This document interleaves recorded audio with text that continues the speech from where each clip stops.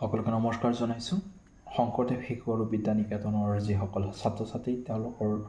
সুবিধাৰ্থে চতুৰ্থ শ্ৰেণীৰ যিসকল ছাত্ৰ ছাত্ৰী তেওঁলোকৰ সুবিধাৰ্থে এইটো ভিডিঅ' প্ৰস্তুত কৰিছোঁ। যিসকল ছাত্ৰ ছাত্ৰীয়ে পাঠ্যক্ৰমখিনি আগতীয়াকৈ জানি প্ৰস্তুতি আগতীয়াকৈ চলাব বিচাৰে তেওঁলোকৰ সুবিধাৰ্থে এই ভিডিঅ'টো মই প্ৰস্তুত কৰিছোঁ। এইটো ভিডিঅ' চতুৰ্থ শ্ৰেণীৰ প্ৰতিটো বিষয়ৰ প্ৰথম গট দ্বিতীয় গটত কোনটো বিষয় থাকিব, যেহেতু 6 মাহিলী পৰীক্ষা হৈ গ'ল বাৰু তথাপিও মই এইটো ভিডিঅ' প্ৰতিটো বিষয় এড কৰিছোঁ। গতিকে প্ৰথম আৰু দ্বিতীয় গট প্লাছ 6 মাহিলী আৰু বাৰ্ষিক পৰীক্ষাত কি পাঠ থাকিব এইটো ভিডিঅ'ত চাব পাৰিব। তো যাৰ সুবিধা হ'ব যাৰ প্ৰয়োজন আছে তেওঁলোকে এই ভিডিঅ'টো চাব, আৰু যাৰ প্ৰয়োজন নাই তেওঁলোকে যেন এই ভিডিঅ'টো স্কিপ কৰে বাৰু। ঠিক আছে, মই প্ৰথমতে চতুৰ্থ শ্ৰেণীৰ ছাত্ৰ ছাত্ৰীৰ অসমীয়া বিষয়টোৰ কি বিষয়ত প্ৰস্তুতি আগতীয়াকৈ চলাব সেই বিষয়বিলাক মই আগতীয়াকৈ তেওঁলোকৰ সুবিধাতে দি দিছোঁ। মই এবাৰ দেখাই দিছোঁ এইটো অসমীয়া। ইয়াত আমাৰ প্ৰথম গোট পৰীক্ষাত আছিলে এইকেইটা পাঠ, তাৰপিছতে আছিলে আমাৰ প্ৰথম গোটৰ পিছত আমাৰ 6 মাহিলীত আছিলে এইকেইটা পাঠ আছিলে। গতিকে যিহেতু 6 মাহিলী পৰীক্ষা হৈ গ'ল বাৰু এইটো মই দেখাব বিচৰা নাই। নেক্সট ইয়াৰৰ কাৰণে আগতীয়াকৈ প্ৰস্তুত চলাৰ কাৰণে এইকেইটা বিষয় আপোনালোকে চাই ল'ব। প্ৰথম গোটত এইকেইটা থাকিব, আৰু এবাৰ কৈছোঁ প্ৰথম গোটত এইকেইটা থাকিব। কিবা কাৰণত টিচাৰ এগৰাকীয়ে যদি এইকেইটা পাঠৰ দুটা পাঠ পঢ়াব পৰা নাই তেনেহ'লে ইয়াৰ পৰাই প্ৰশ্ন কৰিব পাৰে। ইয়াত তাতকৈ বেছি ল'ব নোৱাৰে, এইকেইটাৰ ভিতৰতে ল'ব। এতিয়া কথা হ'ল এইখিনি হোৱাৰ পিছতে প্ৰথম গোটৰ পিছত এইকেইটা পাঠ আৰু অতিৰিক্ত থাকি যায়, যিটো নেকি 6 মাহিলী পৰীক্ষাত গোটেইখিনি পাঠ দিয়া হয়। গতিকে ইয়াত আপোনালোকে চাই ল'ব। নেক্সট 6 মাহিলী পৰীক্ষাৰ পিছত আমাৰ দ্বিতীয় গোট পৰীক্ষা হ'ব,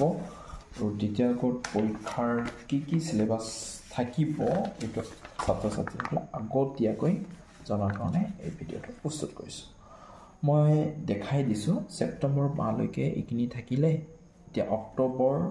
অৰ্থাৎ দ্বিতীয় গোটৰ পৰীক্ষা হ'ব অক্টোবৰৰ পৰা ডিচেম্বৰৰ ভিতৰত। গতিকে এইকেইটা যিকেইটা বাৰ আছে হয়তো এইকেইটাও দিব পাৰে, লগতে এইখিনিয়ে যদি দিব বিচাৰে তেতিয়া দিব পাৰে। গতিকে চাই ল'ব আপোনালোকে। জন্মভূমি, কোণাৰ্কৰ সূৰ্য মন্দিৰ, এমুঠি সৰিয়হ, ছবি চাই সাধু 1, ছবি চাই সাধু 2, পখিলা কবিতা, ব্যাকৰণ, উদ্দেশ্য এইটো থাকিব প্ৰথম গোটত। এইকেইটা পাঠ। তাৰপিছত থাকিব চিঠি লিখা, মুখস্থ কৰা, দৰখাস্ত মুখস্থ কৰা, ৰচনা লিখা, মুখস্থ কৰা, কনকলতা। এইকেইটা পাঠত আমাৰ দ্বিতীয় গোটত দিব পাৰে।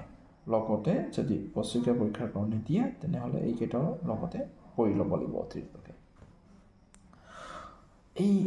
কেইটা বিষয় দ্বিতীয় গোটৰ কাৰণে এইখিনিলৈকেও দিব পাৰে, কেতিয়াবা যদি এইবিলাক দিয়ে যে দিব পাৰে। তাৰপিছত এইখিনি দ্বিতীয় গোটৰ পিছত যিখিনি পাঠ থাকিব এইখিনি গোটেইখিনি মিলি আমাৰ বছৰেকীয়া পৰীক্ষাত থাকিব। গতিকে ইয়াতে এটা বস্তু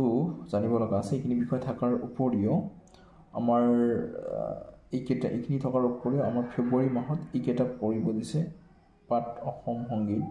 সতী জয়মতী আৰু চন্দ্ৰপ্ৰভা শইকীয়ানী বছৰীয়া পৰীক্ষাত লাগিব এইকেইটা, অৰ্থাৎ এইকেইটা পাঠত থাকিব বছৰীয়া পৰীক্ষাৰ কাৰণে। আপোনালোকে প্ৰস্তুতি চলাব, প্ৰয়োজন হ'লে স্ক্ৰীনশ্বট মাৰি ল'ব আৰু আগতীয়াকৈ প্ৰস্তুত চলাব। ঠিক আছে, এতিয়া আহিছোঁ ইংলিছ বিষয়টো ক্লাছ 4। চতুৰ্থ শ্ৰেণীৰ ইংলিছ বিষয়টোৰ যিখিনি চিলেবাছ আপোনালোকে চাই ল'ব। প্ৰথমতে আমাৰ ফাৰ্ষ্ট কোৰ্টত আছিলে আৱাৰ স্কুললৈকে, তাৰপিছতে 6 মাহিলীৰ কাৰণে এইকেইটা পাঠ আছিলে, ইয়াত ধুনীয়াকৈ দিছে 1 পৰা 7লৈকে। এতিয়া এনুৱেলি বা ছেকেণ্ড গোটত থাকিব এইকেইটা পাঠ 8 নম্বৰ, 9 নম্বৰ, 10 নম্বৰ, 11 নম্বৰ আৰু 12 নম্বৰ। এইকেইটা পাঠত থাকিব ছেকেণ্ড গোটত। তাৰপিছতে আমাৰ বছৰেকীয়া পৰীক্ষাৰ কাৰণে ইয়াত ধুনীয়াকৈ দি দিছে বাৰু 8ৰ পৰা 8, 9, 10, 11, 12, 13। এবাৰ ৰিভিজন যিটো থাকিব, অৰ্থাৎ 1 আৰু 2 নম্বৰ পাঠৰ পৰাও বছৰেকীয়া পৰীক্ষাত প্ৰশ্ন কৰা হ'ব। গতিকে এনুৱেলিৰ কাৰণে আপোনালোকে চতুৰ্থ শ্ৰেণীৰ ইংৰাজীৰ বাবে এইখিনি ভালদৰে চাই ল'ব। লগতে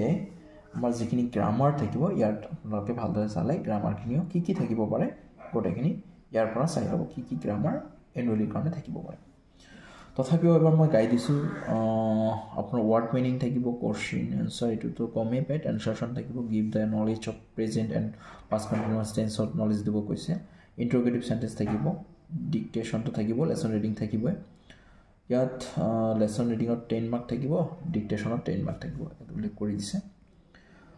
আৰু ইয়াত তেনেকৈ লেচন ৰিডিঙৰ পাৰ্টটোত বাৰু দিয়া নাই ইয়াত দিছে dictation lesson reading remaining days practice from the previous লেচনৰ পৰা প্ৰেক্টিছ কৰিব দিছে তাৰপিছতে word meaning test question answer এইখিনি ভালদৰে চাই ল'ব যি থাকে আপোনালোকে সেনেধৰণে প্ৰস্তুতি চলাব ইংলিছৰ হৈ গ'ল এতিয়া দীঘলীয়া ভিডিঅ'টো নকৰোঁ সেইকাৰণে সোনকালে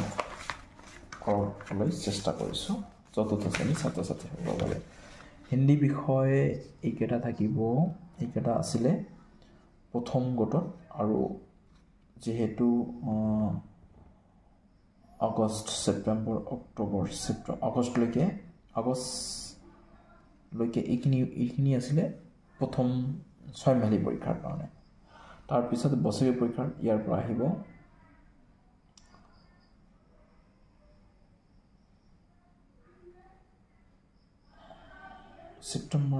ছেপ্টেম্বৰৰ পৰা আৰম্ভ ছেপ্টেম্বৰলৈকেতো 6 মাহিলী পৰীক্ষা দিছিল ইয়াত অকণমান খেলিমেলি হৈছে প্ৰথম গোট যিহেতু ইয়াৰ পৰা দিছে এইখিনিলৈকে দিছে আকৌ 6 মাহিলীখিনি ইয়াৰ পৰাই হ'ব কিন্তু ইয়াতে ছেপ্টেম্বৰ মাহটো ইফালে দিছে এই ঘৰটোৰ ইফালে দিছে ইয়াত এটা মোৰ চিলেবাছটোত হয়তো শিশু শিক্ষা সমিতিয়ে অকণমান গণ্ডগোল কৰিছে বাৰু 6 মাহিলী পৰীক্ষাত হয়তো এইকেইটা পাৰ্টত থাকিব পাৰে যিহেতু ইয়াত ছেপ্টেম্বৰ বুলি লিখিছে ছেপ্টেম্বৰ যেহেতু পৰীক্ষা হৈছে গতিকে এইখিনি পাৰ্ট ইয়াত সংযোগ হৈ যাব মাহ হিচাপত হ'লে অৰ্থাৎ 6 মাহিলী পৰীক্ষালৈকে এইখিনি হ'ব নেক্সট বছৰীয়া পৰীক্ষাত এইখিনিত যদি আপোনালোকক 6 মাহিলী পৰীক্ষাত এইখিনি পাৰ্ট গাই অংগুৰ খট্টে হ্যায় এইখিনিলৈকে যদি 6 মাহিলীত দিছে তেনেহ'লে ইয়াৰ পিছৰ পৰা আপোনালোকে বছৰীয়া পৰীক্ষাৰ কাৰণে পঢ়িব যেহেতু প্ৰশ্ন আহিছে আপোনালোকৰ হাতত পাই গৈছে গতিকে চাব এইকেইটা পাৰ্ট দিছে নেকি আৰু সম্ভৱতঃ মোৰ মতে এই মাহৰলৈকে ছেপ্টেম্বৰ মাহলৈকে আপোনালোকে 6 মাহিলীৰ কাৰণে প্ৰস্তুত চলাব নেক্সট পৰৱৰ্তী যিটো ছেশ্যন আহিব সেই ছাত্ৰ ছাত্ৰীসকলে এতিয়া আগষ্ট মাহত যদি এইখিনিলৈকে 6 মাহিলীত অহা নাই তেনেহ'লে ইয়াৰ পৰা আমি বছৰীয়া পৰীক্ষাৰ কাৰণে পঢ়িম যদি 6 মাহিলী পৰীক্ষাত ইয়াৰ পৰা আহিছে গতিকে এইখিনি আমি বছৰীয়া পৰীক্ষাৰ কাৰণে পঢ়িব নালাগে যদি অহা নাই আপোনালোকে চাই ল'ব মই তথাপিও ছাজেষ্ট কৰিম 6 মাহিলী পৰীক্ষাৰ কাৰণে এইখিনি ছেপ্টেম্বৰ মাহলৈকে পঢ়িব লগতে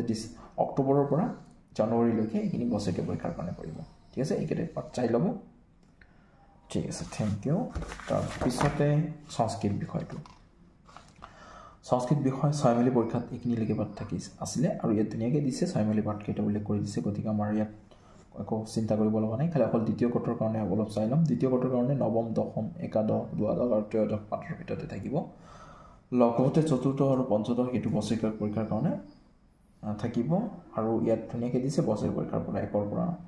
9লৈকে নৱম দশম একাদশ দ্বাদশ ত্ৰয়োদশ চতুৰ্দশ পঞ্চদশ পঞ্চম পাঠটো থাকিব ৰিভিজন আৰু সপ্তম পাঠটো ৰিভিজন হিচাপে থাকিব ঠিক আছে ইয়াতে আমি বছৰীয়া পৰীক্ষাৰ কাৰণে সংস্কৃত বিষয় হৈ গ'ল চতুৰ্থ শ্ৰেণীৰ বাবে নেক্সট আৰু মই ডিছক্ৰাইব নকৰোঁ আপোনালোকে অকল চাই ল'ব গণিত আৰু মৌখিক ইয়াত কি থাকিব আপোনাৰ এইখিনিলৈকে 6 মাহিলী আৰু এইখিনিলৈকে বছৰীয়া পৰীক্ষা থাকিব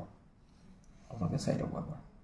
ইয়াত উল্লেখ কৰিছে বছৰীয়া পৰীক্ষা এইখিনি ভালদৰে চাইলে হৈ যাব ঠিক আছে এইখিনি 6 মাহিলী এইকেইটা বছৰীয়া পৰীক্ষা আৰু গোট পৰীক্ষাৰ কাৰণে এইখিনি দ্বিতীয় কোটটোৰ কাৰণে এইখিনি ডিচেম্বৰ মাহত ঠিক আছে গণিতটো গ'ল এতিয়া হ'ল সমাজ বিজ্ঞানৰ আগষ্ট ছেপ্টেম্বৰ এইখিনিলৈকে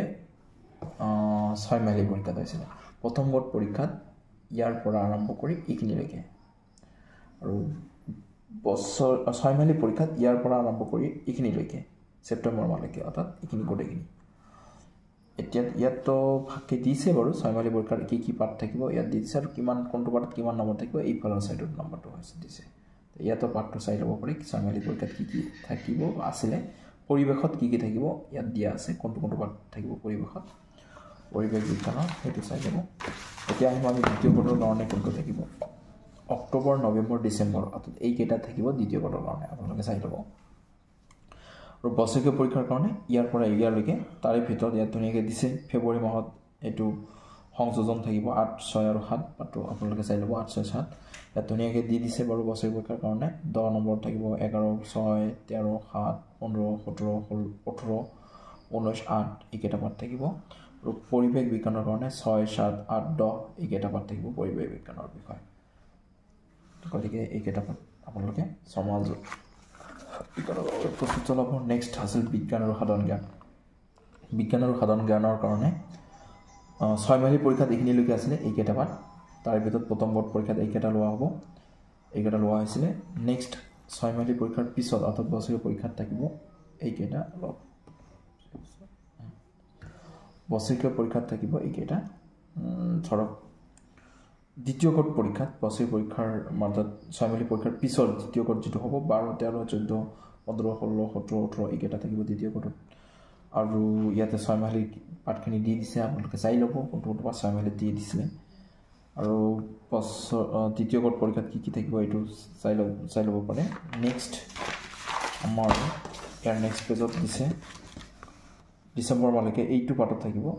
দ্বিতীয় একক প্ৰস্তুতি চলাব দিছে আৰু এইকেইটা পাঠ থাকিব এনুৱেল দ্বিতীয় কোট আৰু লগতে এনুৱেলটো ইয়াত সাধাৰণ জ্ঞানত কেনে ধৰণৰ কি থাকিব এইটো দিয়া আছে বছৰি পৰীক্ষাৰ কাৰণে প্ৰস্তুতি এইকেইটা পাঠৰ কাৰণে চলাব ৰিভিজন পাঠখিনিয়ে চাই ল'ব 3 9 চাই ল'ব গোটেইখিনি ঠিক আছে এতিয়া আছে নেক্সট পেজত আছে ছবি অঁকাৰ কাৰণে এইখিনি ভালদৰে চাব ছেপ্টেম্বৰ মাহলৈকে 6 মাহিলী পৰীক্ষাত আছিলে ইয়াত নেক্সট বছৰীয়া পৰীক্ষাৰ কাৰণে নেক্সট পেজত পাম কি ছবি আঁকিব লাগিব আমি এইটো বছৰীয়া পৰীক্ষাৰ কাৰণে আপোনালোকে এবাৰ চাই ল'ব ঠিক আছে নেক্সট নীতি শিক্ষাৰ বিষয়টো চাই ল'ব এইখিনিলৈকে 6 মাহিলী পৰীক্ষা এই ইয়াৰ পৰা আৰম্ভ কৰি এইখিনিলৈকে এপ্ৰিল মে জুন আগষ্টলৈকে ছেপ্টেম্বৰলৈকে এইখিনি 6 মাহিলী পৰীক্ষাৰ ভিতৰত থাকিব এইকেইটা বিষয় প্ৰথম কোটত এইকেইটা থাকিব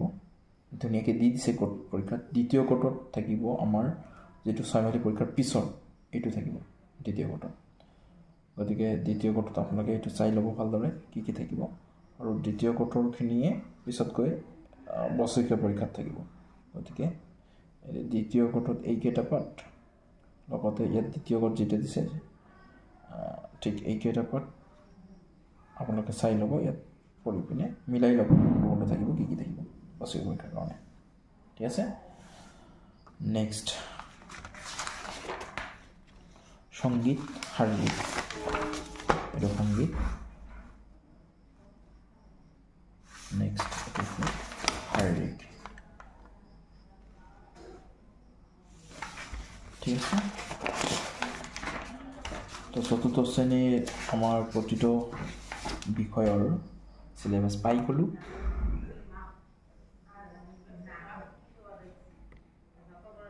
থ্যাংক ইউ